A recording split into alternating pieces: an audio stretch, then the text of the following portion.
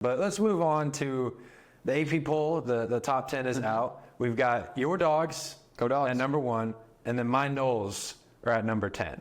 And then we've also got a couple teams filtering in around that. Ohio State is ranked 2, Oregon State is 3rd, Texas is 4th, Alabama is 5, Ole Miss at 6, and then Notre Dame, I really actually like Notre Dame a lot, at 7, Penn State at 8, and then Michigan at 9. So it's a very interesting top 10. So if you had to pick one team that won't be in this top 10 by the end of the season, which one are you picking? I hate to say it like this, but Penn State's definitely the one that's standing out to me. They're kind of standing out like a sore thumb. I think they, not saying they don't have the roster for it, or they don't have the Dogs in less of a term, but I just think they're the team that they have to go through a gauntlet in the Big Ten, and they're the lesser of those Big Ten teams that you named, and I think that's going to have an effect on them. They've always been that, or at least the past 10 to 15 years, they've always been the little brother to Michigan and Ohio State. Well, now you got Oregon in there, and I don't think Washington's going to have this kind of run this year, but you got Washington in there now. I just don't see Penn State still being there.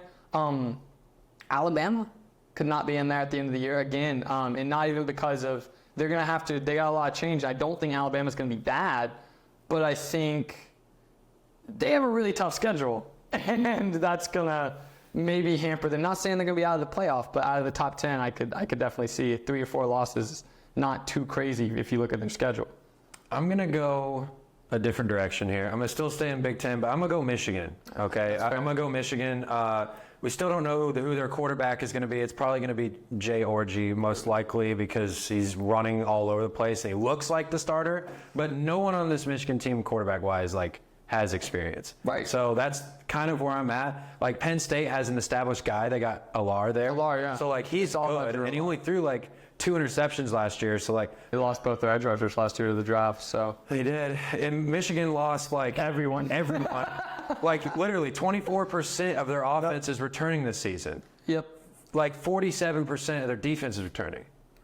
That's no, it's tough. It's not great. But I think they got the recruits in there that Penn State doesn't. That's where my difference in that. But no, definitely a good pick. That would have been, if I would have had to pick one more, there definitely would have been Michigan. But Michigan hasn't been so much uncertainty. Insane at recruiting. I mean, They just develop well. That's true. And I feel like with Harbaugh not there, I feel like they're going to take a step back. And they also have the 6th hardest schedule in college football. They play so many tough teams. And I don't think they're better than Texas. I don't think they're better than Oregon. And I don't think they're better than Ohio State. So that's 3 losses guaranteed for me right there.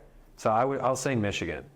But they can get in the playoffs. For sure. There's a world where they can, but right now I think they just lost too many guys. I mean, returning 36% of your production from last season, that's not good. That's tough. And the championship hangover, I feel like that's inevitable with no quarterback.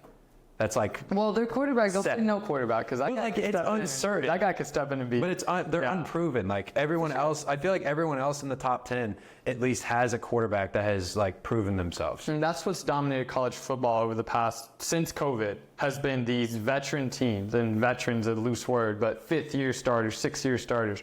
Those have been the teams that have made big runs, like TCU a couple years ago. It was all veterans who really should have been. Right. They started unranked that year too. Yes, and so I think that's going to be, if anything, that's going to be Michigan's biggest problem, is that they have the least amount of veterans and the least amount of leadership, but they still got some guys, man. They have some really good guys. I expect that defense to still be very. They also have playmakers at the receiver position. Yes. I just wonder, are the quarterbacks going to be able to put them in positions to be able to, make things happen after the catch? With their schedule, I think that makes a lot of sense. I don't think they're going to be able to win the big games that they need to win, at least at the beginning of the season. Talk to me, baby. Talk to me nice. I'm from another world, baby, yeah. Broadway paradise. They think I'm way too cold, cause I put my heart up on